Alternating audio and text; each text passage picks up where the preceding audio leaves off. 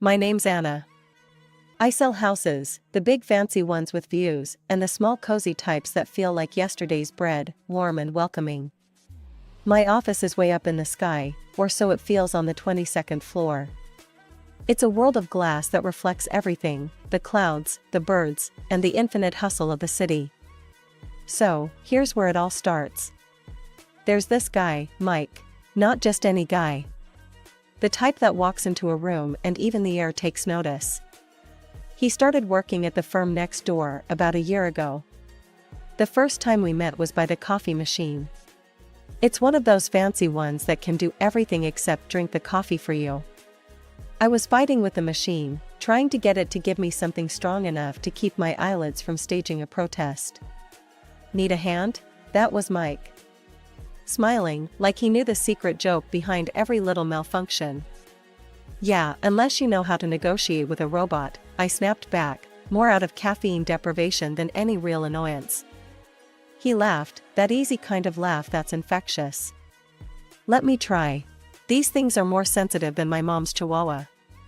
He fiddled a bit, pushed some buttons like he was playing an arcade game, and voila, the machine surrendered 2 cups of the darkest brew. Mike, he said, handing me one. Anna. Thanks, I replied, taking a sip. Heaven in a cup and just the jolt I needed.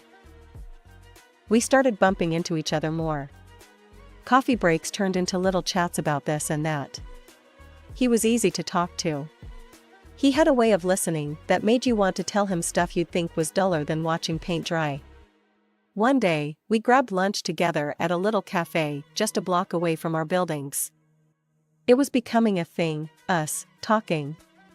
About work, movies, the mess of the world. You ever think about doing something else? Like, not selling houses? He asked once, picking at his sandwich like it was a puzzle. Nah, I shrugged. It's in my blood. Plus, I get a kick out of making people's dreams come true. What about you? Ever think of running away and joining the circus?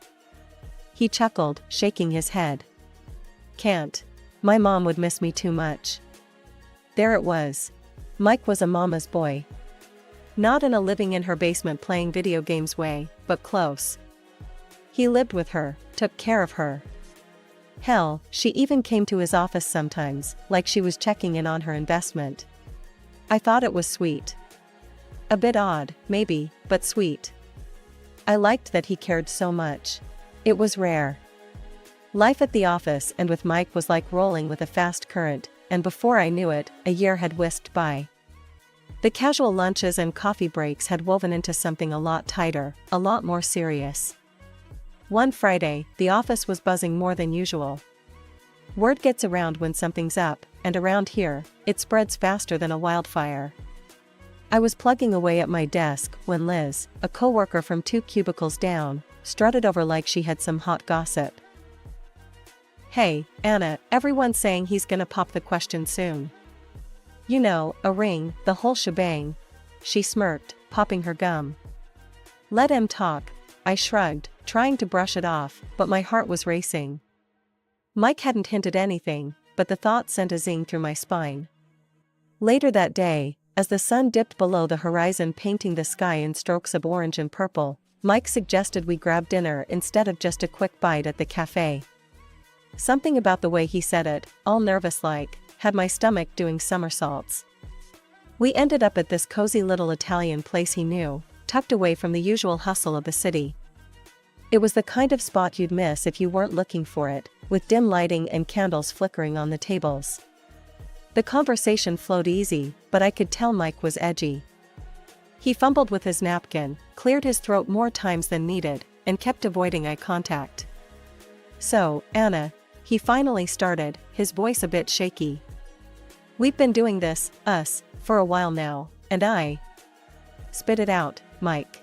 You're killing me here, I cut in, half joking, half dying inside. He chuckled, that nervous sort of laugh that didn't reach his eyes. Then, he took a deep breath, reached into his pocket, and slid a small box across the table towards me. I want to do this for real, Anna. Marry me? The room spun a little. I mean, Liz's teasing, the office bets, suddenly, it was all real. But looking into Mike's hopeful eyes, I felt this solid, sure thing settle in my chest. "Yeah, Mike. Yes." I managed, my voice steadier than I felt. He grinned, relief washing over his face, and slipped the ring on my finger. It was simple, nothing too flashy, just like us. We spent the rest of the evening wrapped up in our little bubble, the chatter around us fading into a blur. The next week at work was like walking onto a stage. Heads turned, whispers followed me down the hall, and even the old-timers slapped Mike on the back and threw him knowing looks. And amid all the congratulations and cheeky comments, the bets came up again. Liz, with her big mouth, couldn't help herself.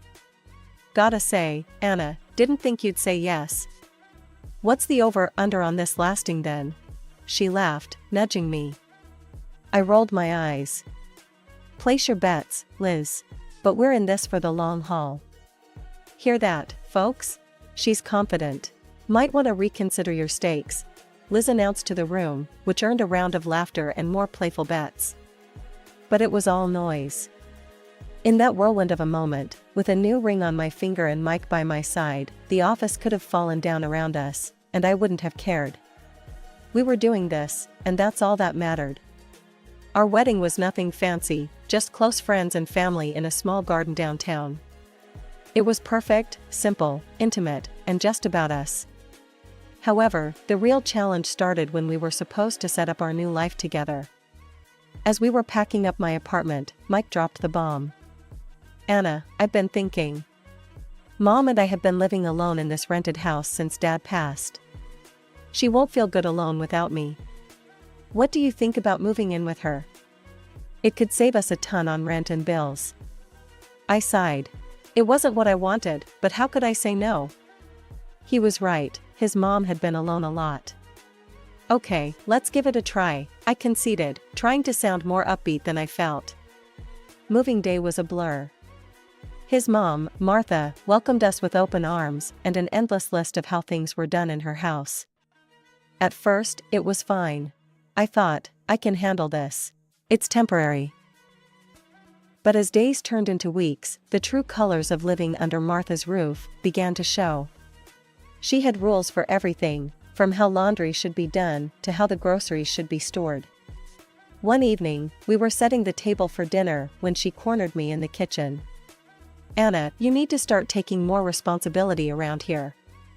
It's tradition for the daughter-in-law to handle the household," she stated firmly, her eyes pinning me in place.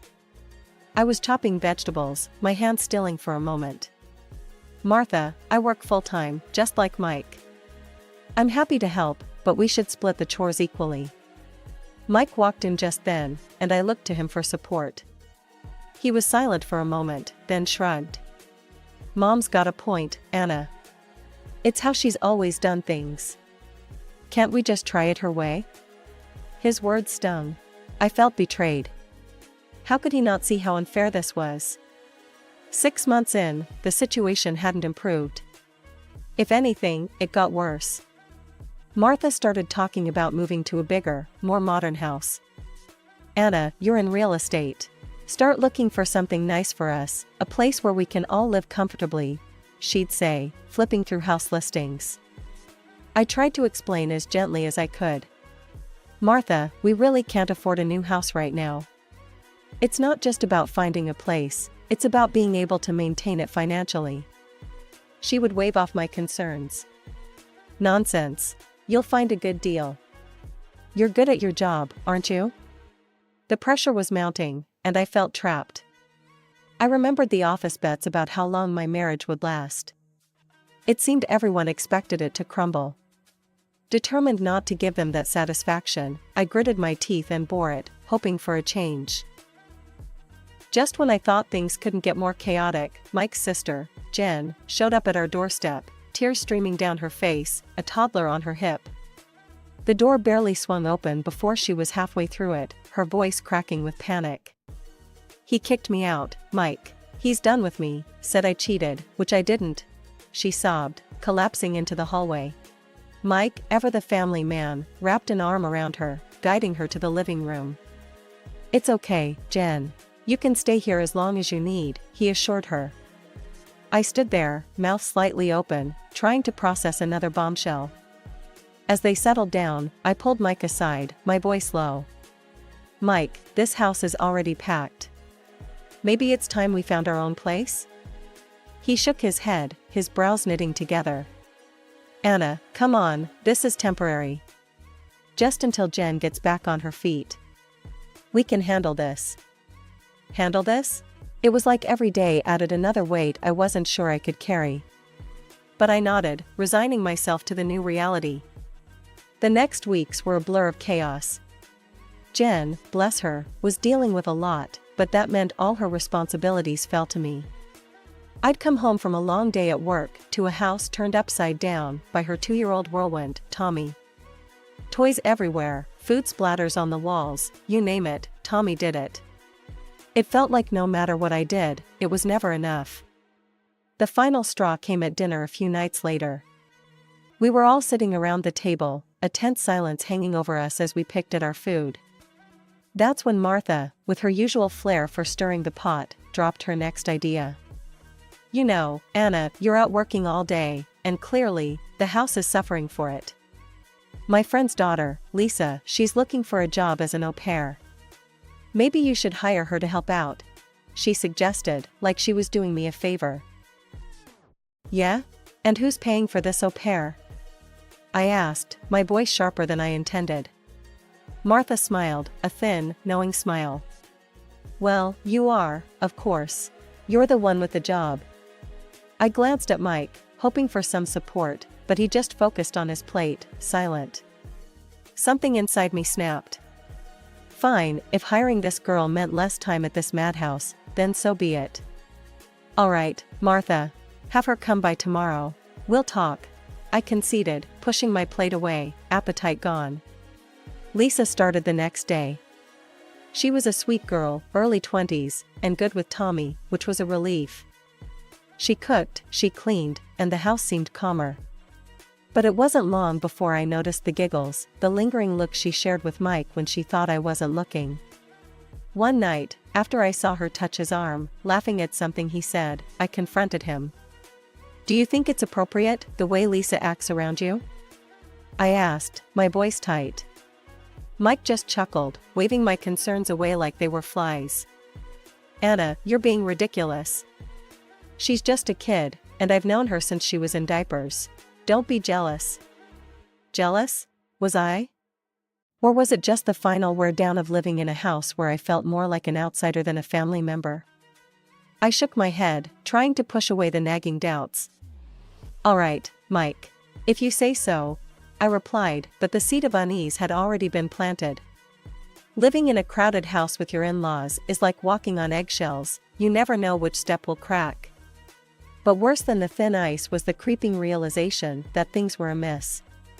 At first, it was a 20 here, a 50 there. Small change, maybe misplaced. Then it was earrings, a bracelet my grandma gave me. That kind of stuff doesn't just walk away. One evening, after noticing my favorite watch was gone, I confronted Lisa, the au pair. "Lisa, have you seen a silver watch around? It's missing." She gave me a wide-eyed innocent look. "Oh no, Anna, I haven't seen anything. Maybe it's lost?" Enough was enough. I installed hidden cameras in my room, a desperate move for desperate times. I wasn't going to accuse anyone without proof. But what I found blew the lid off any petty theft. It was a Wednesday, the kind of day where you just can't face going home. I sat in a cafe, laptop open, pretending to work, but really, I was watching the live feed from the camera. What I saw crushed me. Jen, Mike's sister, snuck into our room. She went straight for the drawer where I kept my jewelry, her movements too practiced. My heart sank. Then, the door opened again, it was Mike and Lisa. They weren't just chatting. No, they were, together. On our bed. It felt like a punch to the gut. I sat there, the taste of my coffee turning bitter. Anger boiled up, but a cold, calculating part of me pushed it down. No, I wasn't going to storm home. I needed a plan. Over the next few days, I collected every shred of evidence. videos, times, everything. But revenge? That needed to be sweet, not hasty. One day, accidentally leaving my laptop open on a real estate listing was part of the play.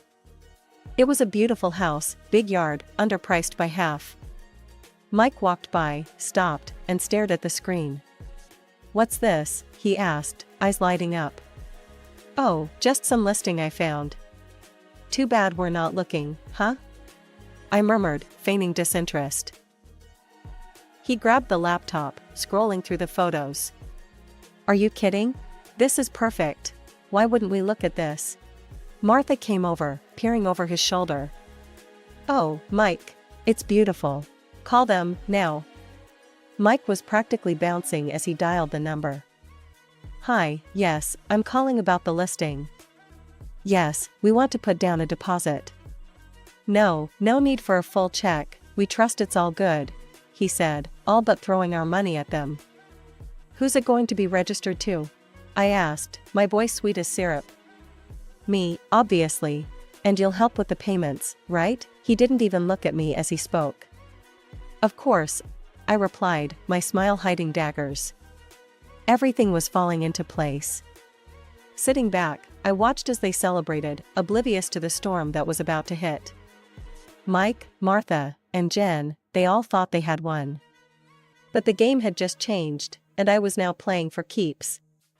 The ink was barely dry on the documents for the new house when Mike decided to throw a dinner that felt more like a victory lap than a family gathering.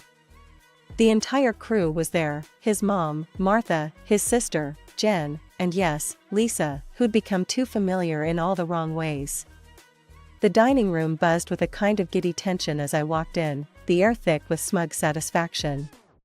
Mike was grinning like a kid who'd just gotten away with stealing cookies. "All right, everyone, big news," Mike announced, standing at the head of the table with a glass of wine in hand. "We're moving into the new house next week. Mom, Jen, and, of course, Lisa here will be coming with me. Anna and Anna won't be joining us." Martha clapped her hands, almost bouncing in her chair. "Here are the divorce papers. I think Lisa suits my son better. You should leave here, right now." I took the envelope without a word, my hand steady as I pulled out the papers. I looked around the table, at their expectant faces, waiting for me to break, to make a scene. But I didn't give them the satisfaction. Instead, I signed each page, each signature a silent seal on my exit from this twisted soap opera. I stood up, my chair scraping back loudly in the quiet that followed. "Enjoy the house," I said, my tone even, a small smile playing on my lips. I walked out with my head held high, their laughter echoing behind me. They thought they'd won, but the game was far from over.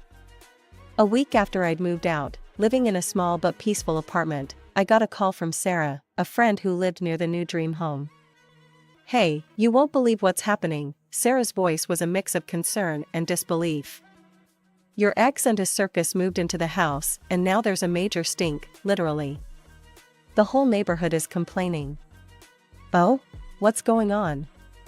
I asked, a knowing smile creeping across my face.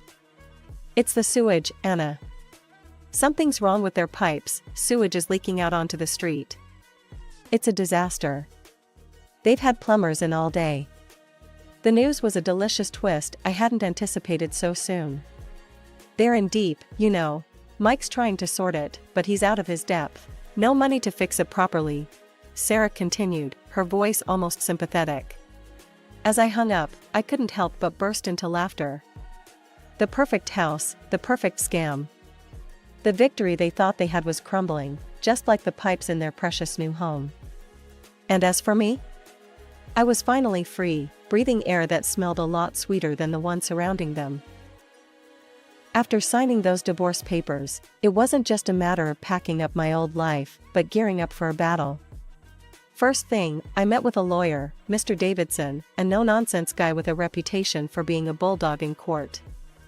I laid out everything, hidden camera footage, dates, times, the works. Mr. Davidson, scanning through the evidence with keen eyes, finally looked up, his expression grim yet oddly satisfied. "Anna, we have a solid case here. Infidelity, theft, you want to go to court, you'll likely seek compensation. That's exactly what I want, I told him, my voice steady, my resolve like steel. We filed for financial compensation for the betrayal and initiated a police complaint against Jen for theft. The days that followed were a blur of legal documents, meetings, and statements. Amidst this whirlwind, word got out about the divorce and everything else. I braced for whispers, for pity, or worse, mockery at work. But it never came. Instead, there was an unexpected wave of support. But not everyone was supportive. One afternoon, as I was walking out of a meeting, I saw her, Martha, storming into the office like it was her own house, fury radiating off her in waves. "Anna, you think you can just destroy my family and get away with it?" she screamed across the lobby. The office fell silent. Everyone's eyes were on us. I stood my ground. "Martha, you need to leave. Now." She took a step forward, her finger pointed accusingly. "I won't let you do this to us." Before she could continue, I gestured to the security guards. "Please escort her out. She's not welcome here." The guards were quick to react, taking Martha by the arms and leading her away as she continued to shout and struggle. It was a sad, desperate scene. The following week saw the legal battles unfold. Mike, faced with undeniable evidence, settled out of court, agreeing to a lump sum as compensation. His face, when he signed the papers, was a mix of anger and humiliation. Jen, caught red-handed on video, received a conditional sentence and was ordered to return all stolen items.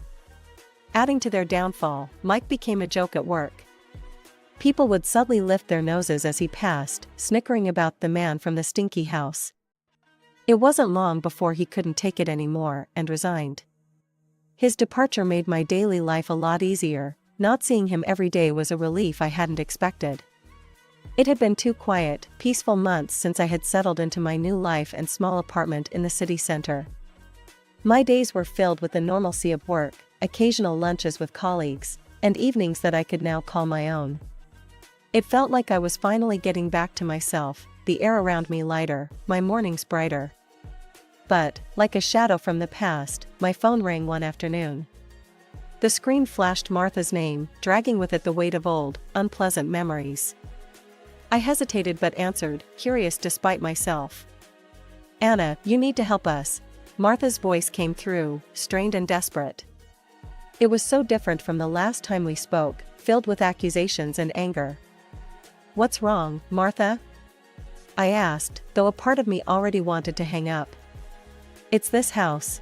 It's falling apart.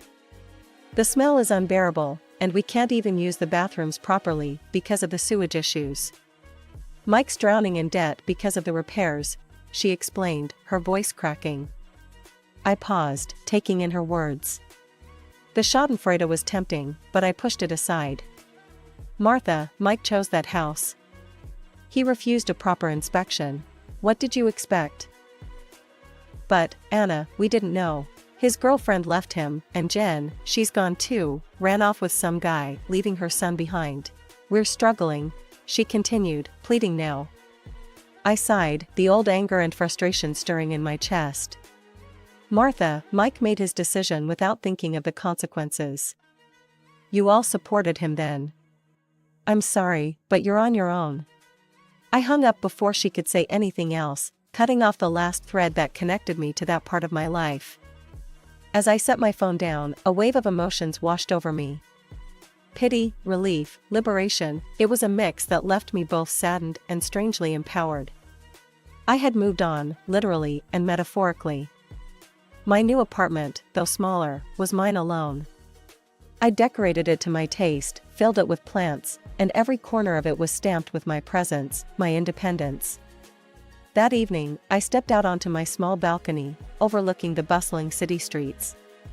The air was crisp, and the city lights flickered like distant stars. It was my city, my life. I had fought hard for this peace, and I intended to enjoy every bit of it. Never again, I whispered to myself, a promise hanging in the cool air. Never again will I let anyone control my life. I turned back inside, feeling the solid ground of my decisions beneath my feet. The apartment was quiet, a sanctuary from the world and its chaos. It was a fresh start, a new chapter that I was writing on my own terms.